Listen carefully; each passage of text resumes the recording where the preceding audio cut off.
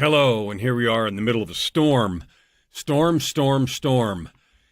I'd use this picture on purpose because I want to talk about melting barriers. What's a barrier? Well, if you're on the road to purpose, prosperity, and joy, you're going to have barriers. There are two kinds. There's unexpected things that keep you from doing what you want, and then there's going to be the expected barriers. Okay, so for example, if I want to lose a certain amount of weight, an expected barrier is my habits. My habits have gotten me to where I am. When I was in my late 30s, I was quite a bit overweight, nearly 100 pounds.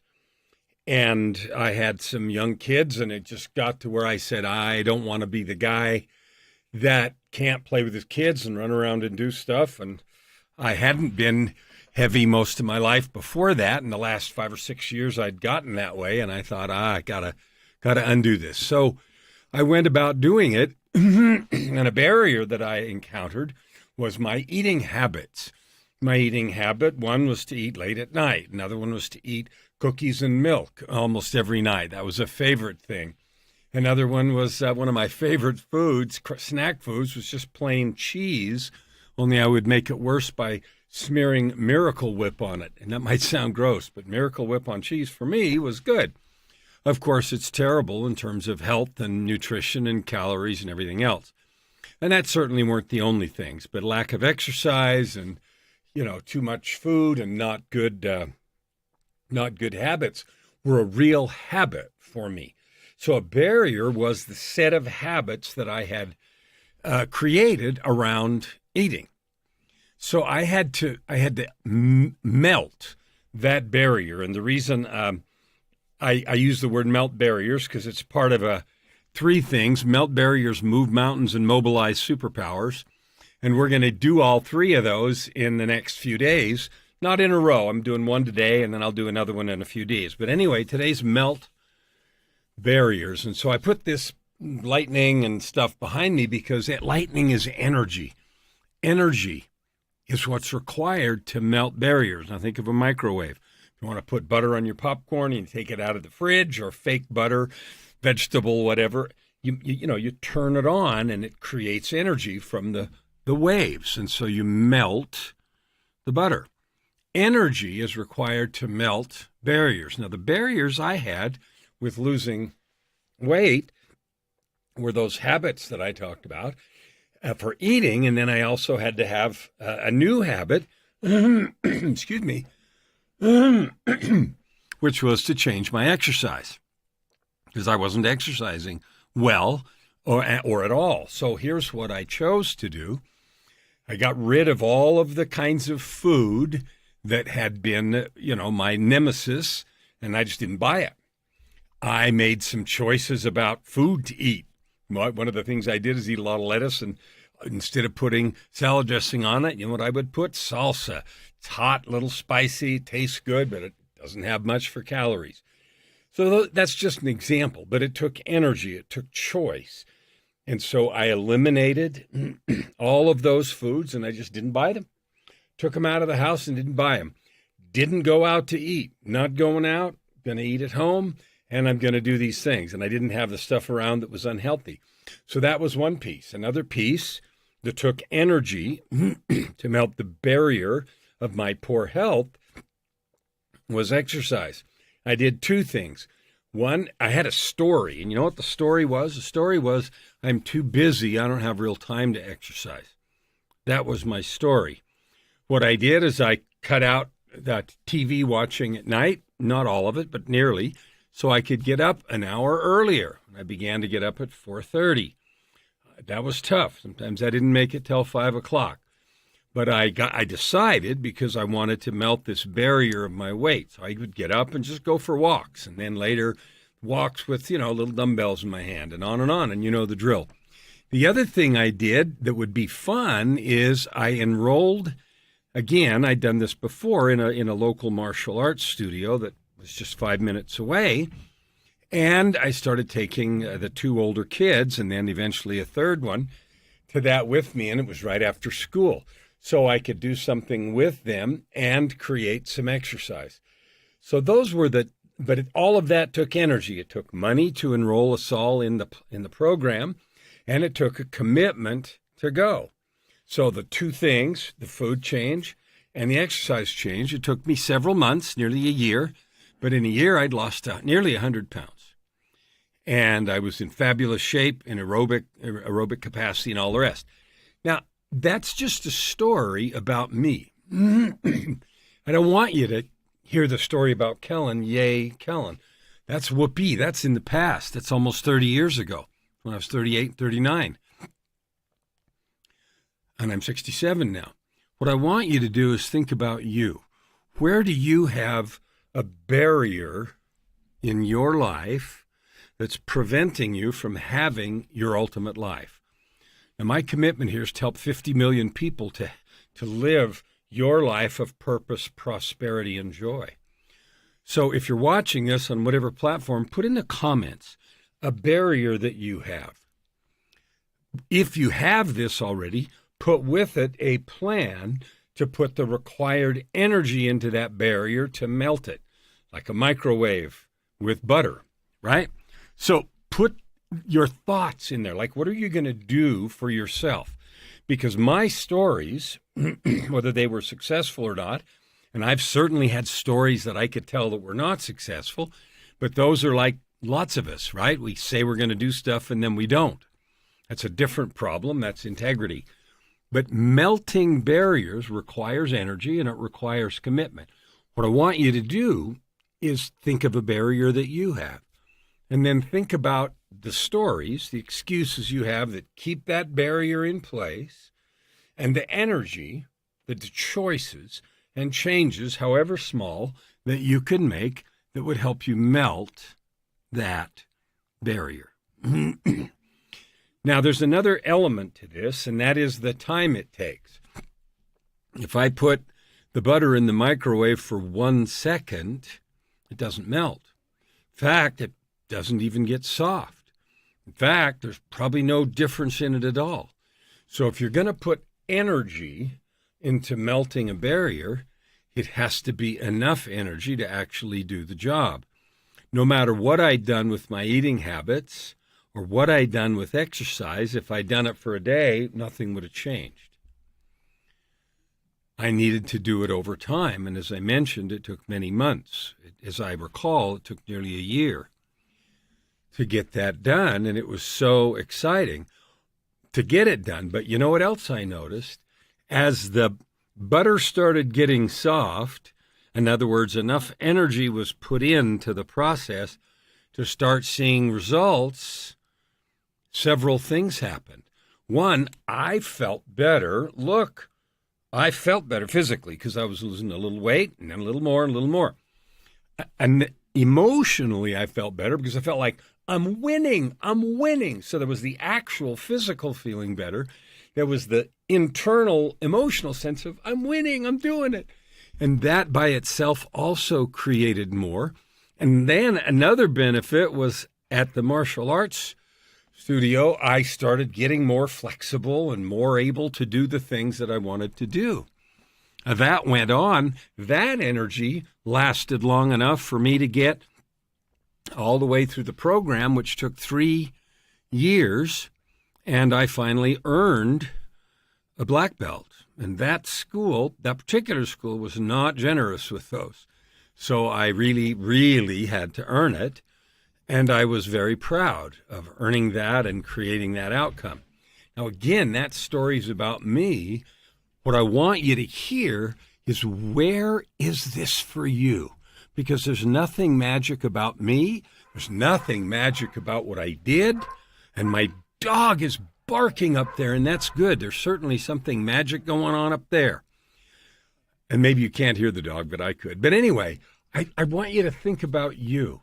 Because if you're going to create a life different than you have now, then there are barriers. Most of the barriers are in our minds, like the actual act of changing the food out or the actual act of going to the, exercising. Those are not difficult things. The thing that made it a barrier was my belief that it was hard. I believed, I'm never going to be able to go without this food. I'm going to give in and go buy stuff. Oh, no. The story was harder than the actual activity. When I went to the martial arts place and I started trying to stretch out, way earlier in my life, I'd been very, very limber, splits and all. When I started that again, it's like, oh, yeah, this is not going to happen. And the story was worse than the activity.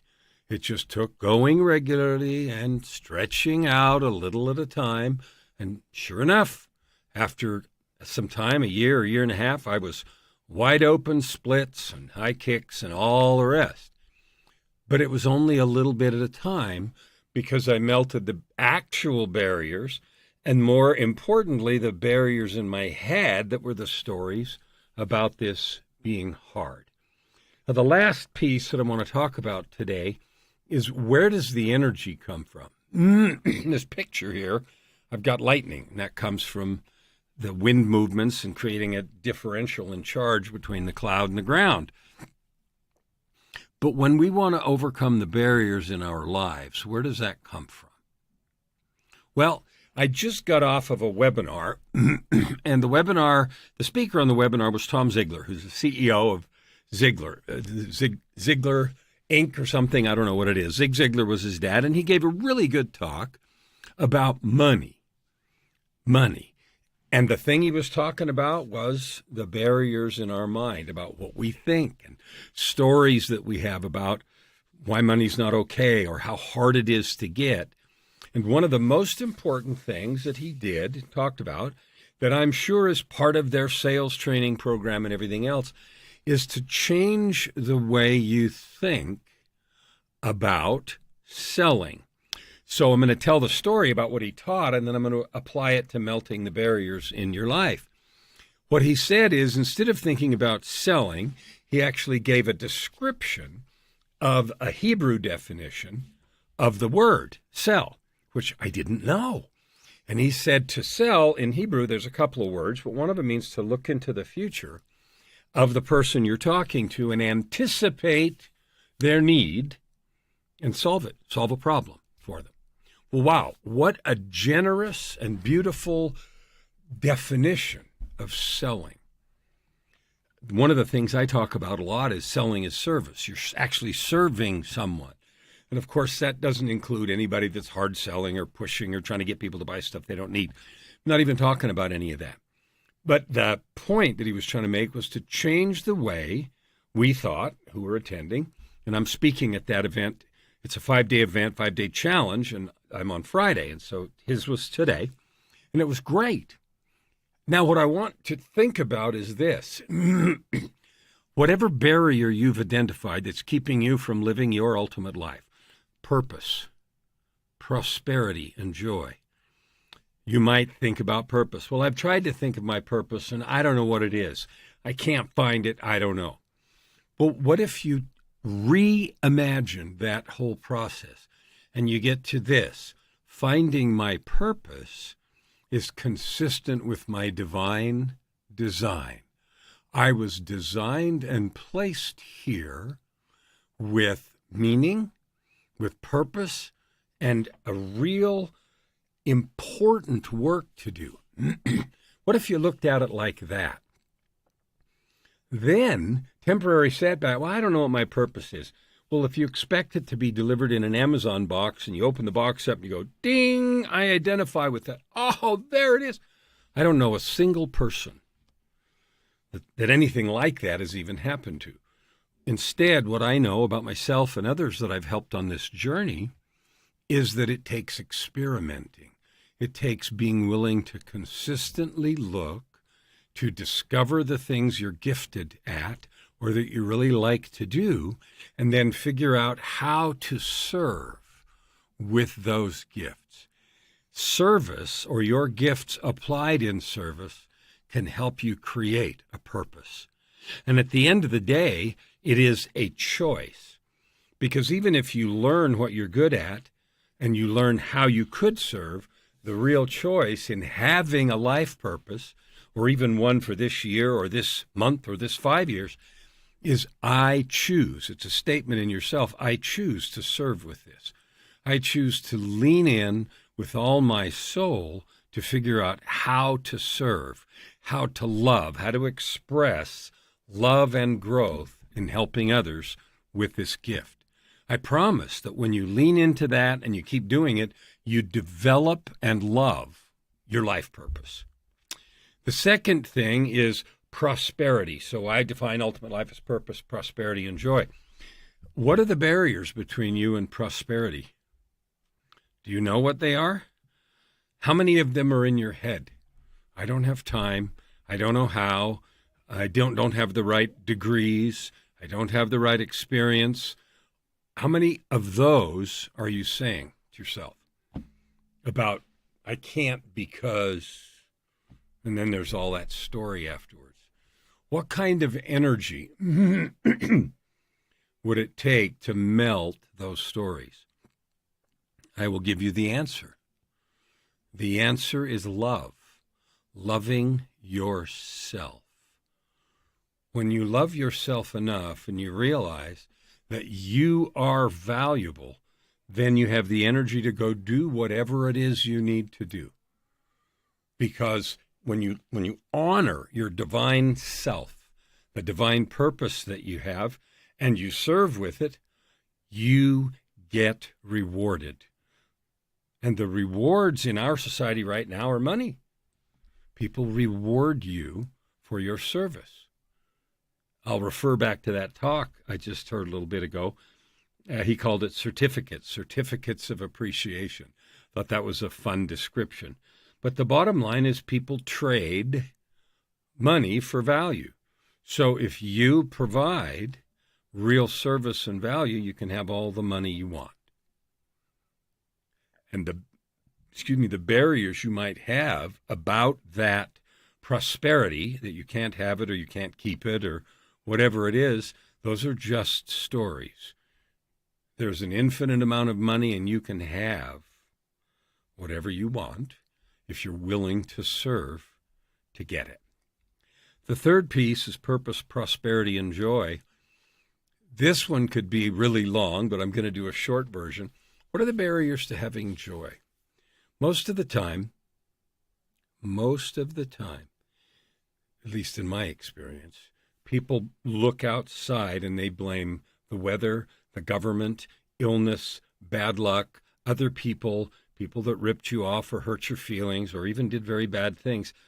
We blame outside of us for why we're not happy. Well, my own experience is I don't control any of that.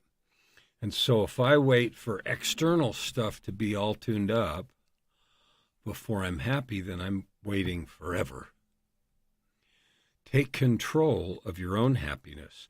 You can be happy even though someone said this thing or someone did this thing. You're not prevented from having joy. Joy is your own relationship to the divine. It's your own relationship to yourself. It is an acknowledgement of the truth of who you're being.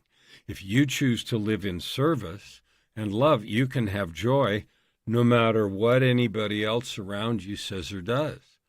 That's not taught a lot, and it's not well understood because we're so used to looking outside of us.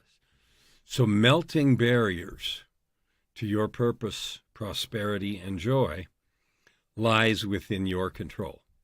You have the ability to create your own lightning. I'll see you tomorrow on the road to 50 million.